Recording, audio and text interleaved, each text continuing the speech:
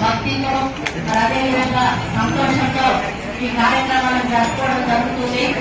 మరి ఒక 10 నిమిషాలు అయిపోతుంది ప్రోగ్రాం కాక 2 గంటల నుంచి కూడా మీరు జరుపుతూ మరి మీరందరూ ఉత్సాహంగా గడుపుతూ మమ్మల్ని కూడా సంతోషపెడుతూ మరి ముందుకు తీసుకుపోయినందుకు ఆర్గనైజేషన్ చేసే ప్రచారానికి కూడా హృదయపూర్వక ధన్యవాదాలు తెలియజేస్తా ఉన్నాను. నేను ఇంట్లోకి 7 గంటలకు స్టార్ట్ అయ్యాను. గుళ్ళన్నీ తిరిగి ఇంటికి వెళ్ళే టైంలో ఈ ప్రోగ్రాం ఉండడం మరి చాలా మంది పబ్లిక్ ఇంటి దగ్గర వెయిట్ చేస్తూ ఉన్నారు. అందుకే మిమ్మల్ని తొందర పెడుతున్నందుకు అన్నిగా భావించవద్దని సందర్భంగా రిక్వెస్ట్ చేస్తా ఉన్నాను. గతంలో నేను మంత్రిగా ఉన్నప్పుడు విలేజ్ డెవలప్మెంట్ మినిస్టర్ గా ఉన్నప్పుడు ఇదే హాల్లో అదేమంటారు మాకు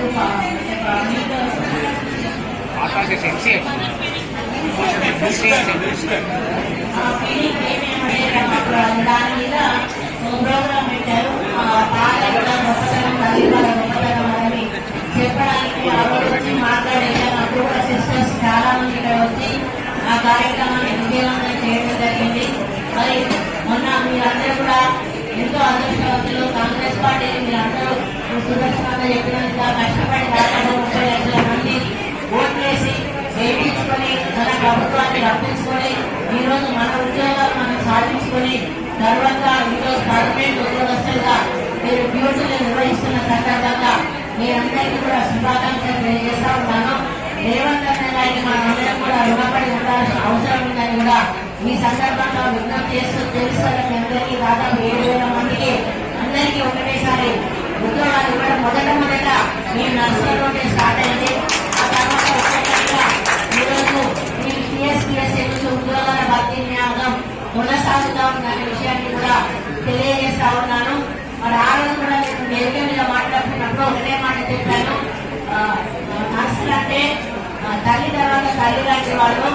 డాక్టర్స్ వచ్చి పేషెంట్ చూస్తారు. పేషెంట్ ఏమేమి ఇవ్వాలి, ఏం సహాయం చేయాలి, ఏం సర్వీస్ ఇవ్వాలని చెప్పిపోతారు. దాన్ని తూచా తప్పకుండా టైం టు టైం మెయింటైన్ చేసి ఆ యొక్క పేషెంట్ బాగోగులు చూసుకొని మరి వాళ్ళను మరి ఆరోగ్యవంతంగా చేసే బాధ్యత తీసుకునేది నర్సులు. అందుకే మిమ్మల్ని తల్లి తర్వాత తల్లి లాంటి వాళ్ళు అని చెప్పడం జరిగింది. అదేవిధంగా ఇక్కడ ఫోర్త్ క్లాస్ ఎంప్లాయీస్ కూడా ఉన్నారు. వాళ్ళు కూడా మనకంటే ఎక్కువగా మీరు సర్వీస్ ని అందిస్తారు. కానీ వాళ్ళు మన కుటుంబ సభ్యుల విషయంలో కూడా మనమేమైనా మంచాలో ఉంటే వాళ్ళకి ఏమన్నా సేవ చేయాలంటే అంటే బాత్రూమ్ పోయినా ఏదైనా చేయాలన్నా మనం కొంత ఇబ్బంది పడతాం. కానీ ఇక్కడ ఉన్న 4th క్లాస్ ఎంప్లాయీస్ ఎవరో మొగం తెలియని వాళ్ళు వచ్చి ఈరోజు బెడ్ మీద పడ్డా కూడా వాళ్ళు అసహించుకోకుండా వాళ్ళకి సేవలు చేసి ఈ రోజు మెప్పు పొందుతా ఉన్నారు. అందుకే మరి వాళ్ళందరికీ కూడా ఈ సందర్భంగా శుభాకాంక్షలు తెలియజేస్తా ఉన్నాను. భవిష్యత్తులో తప్పకుండా ప్రభుత్వం మిమ్మల్ని గుర్తించాలని కూడా నేను కోరుకుంటా ఉన్నాను. అందులో నా పాత్ర కూడా తప్పకుండా ఉంటుంది అని చెప్పి సందర్భంగా తెలియజేస్తా ఉన్నాను. ఇకపోతే ఇప్పుడే సుదర్శన ఇంకా ప్రసాద్ అన్న ఇద్దరు మాట్లాడారు. అన్న మీరు మాట్లాడి అన్ని కూడా న్యాయసమ్మతమైనవి. మీరందరూ కూడా దానికి అర్హత ఉన్న వాళ్ళు.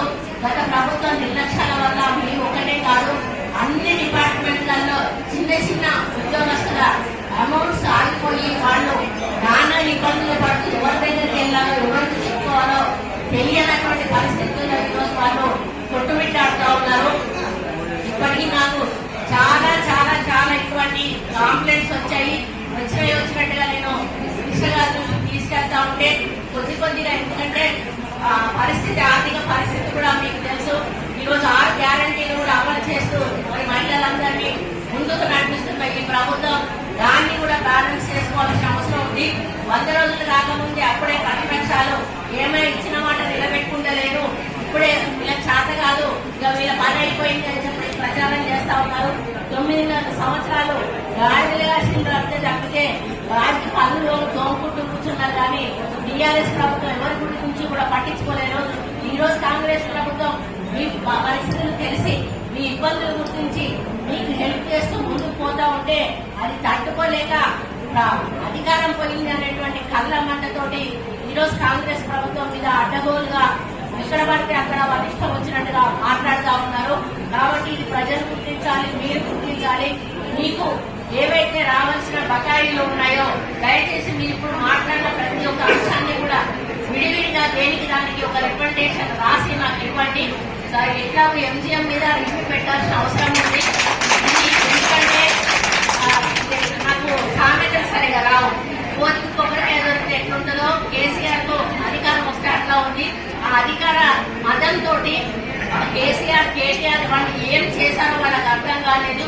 దానికి ఒక ఉదాహరణ ఈరోజు మన వరంగల్ జైలు సెంట్రల్ జైలు కూలగొట్టి మల్టీ స్పెషాలిటీ హాస్పిటల్ కడతామని చెప్పి కట్టడము, దానికి ఒక అర్థము పర్థము లేకుండా ఈరోజు 1600 కోట్ల రూపాయలు ఒక బ్యాంకు నుంచి అప్పు తెచ్చి అది కేవలం బిల్డింగ్ మాత్రం ఇప్పటికీ కూడా పూర్తి కాలేదు.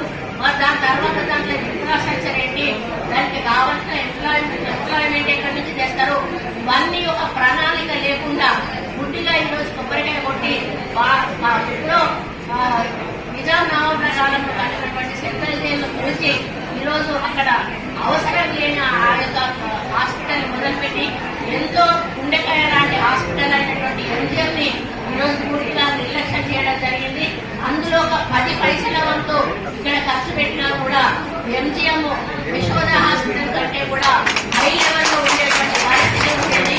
కానీ దీన్ని నిర్లక్ష్యం చేసి ఈరోజు దాన్నేమో చేస్తామని చెప్పడం చాలా బాధాకరం. దాని మీద చాలా సమస్యగా ఉంది. మరి మొన్న మేము ఇక్కడ మీటింగ్ పెట్టినప్పుడు సూపరింటెండెంట్ గారు చాలా వివరంగా ఇక్కడ ఉన్న సమస్యలు చెప్పారు.